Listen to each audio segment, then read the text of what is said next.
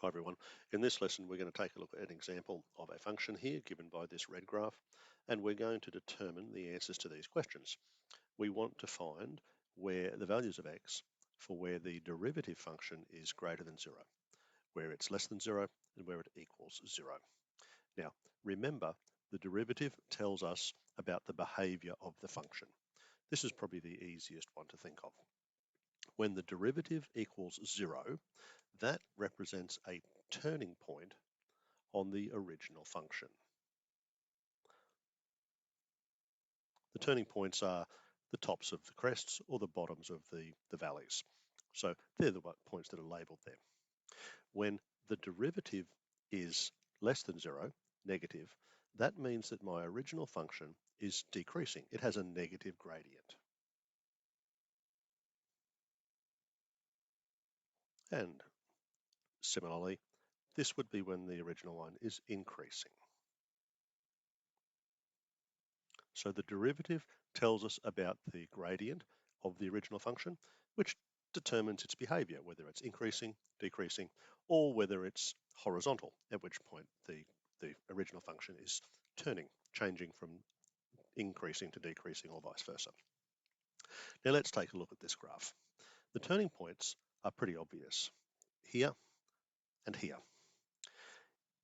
That's that one. I'll get to how we write them soon. Where is the gradient of the function positive? Well, these bits here in between those 2 points, but not including those points. At those points, the gradient is 0. And where is the function decreasing? Well, it's decreasing there and it's decreasing there. So we have to somehow write the answers to these. So for part 1, I want to represent the values of x in that light blue section. So I have -1 as the lower boundary. I have 1.5 as the upper boundary.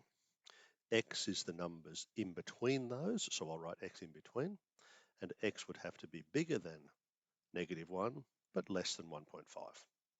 Notice I haven't put the equals part of those symbols because it's not including those 2 yellow points. So that's one way to write it. An alternative would we could write an interval. We could write -1 to 1.5 as an interval with curved brackets. Remember, the curved brackets do not include those boundary points, and we say x is an element of that, that interval. Let's go part 2, where x is decreasing. That's the green sections. Well, there's 2 discontinuous sections here. There's a jump. That makes it a bit hard to use inequalities. I suppose I could say that x is less than -1. So x is less than -1. That gets the green part on the left. I suppose I could then say, or 1.5 is less than x. X is higher than 1.5. That's one way to write it, but it's a bit clunky to use the word or. It's acceptable. I could do it like that. I could use interval notation. This first one would be the interval -infinity to -1. This second one would be the interval 1.5 to positive infinity. I could join those together as a union, and I could say x is an element of that first interval joined to the second interval. That's an alternative way to write that. There's another way I could write this as well.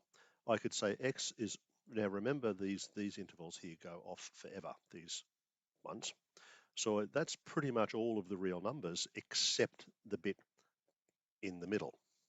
So I could write this as x is an element of the real numbers, so all the numbers, except for that bit which was from -1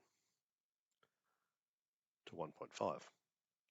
And this time I will include those boundaries as part of the exclusion zone. Yeah, so those are different ways of writing the same answer. Finally, the turning points. Well,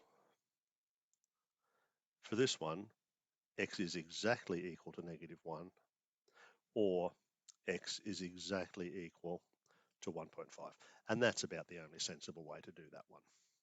So that's a quick introduction to interpreting functions and the behavior of the functions in relation to the derivatives. All right, thanks for watching.